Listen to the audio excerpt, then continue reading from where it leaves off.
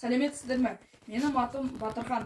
Мен Өскемен қаласының жас техниктар станциясының оқушысымын. Менің бүгінгі проектім К710. Мен бұны жасағаным, біздің ауылда үлкен шөп шабатын жеріміз бар. Мен оған өріп тапқаным.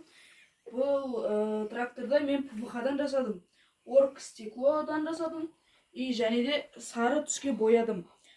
Ал енді мына жағына келсек,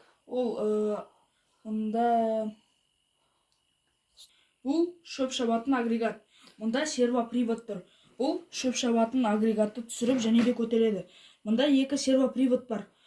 Мен қазір бұны сіздерге көрсетіп жүргіземін.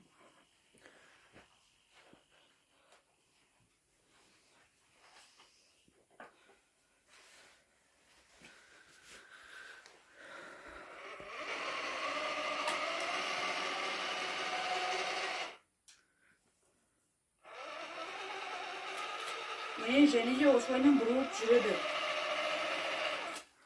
Ал агрегатты түсіретін болсақ,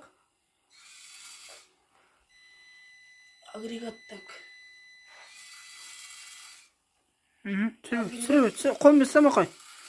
Үстіп түседі. Ал агрегатты үстіп жүргенде, бұл агрегаттың шөп шабатын жері. Бұл шөпті шабатта және де жерге тастайды. Шөпті шабады. Артқа. Енді агрегатты көтер қайтадан.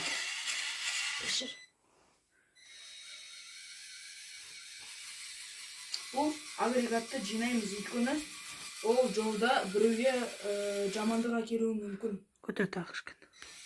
Болды. И мен және де дополнительно мұнда өзім подсветка жасадым. И алдына да екі фары қойдым, өйткені бұл түнде жарық түсіру үшін. Ал бұның дөңгелектерін мен өзім заказ бердім. Бұны сары түске бояған мақсатым, өйткені тракторлардың бәрі сары болады. И және мен өзімнің жақсы көретін түсім сары. Менің осы проектім сіздерге ұнады деп ойлаймын. Назарларыңызға рахмет.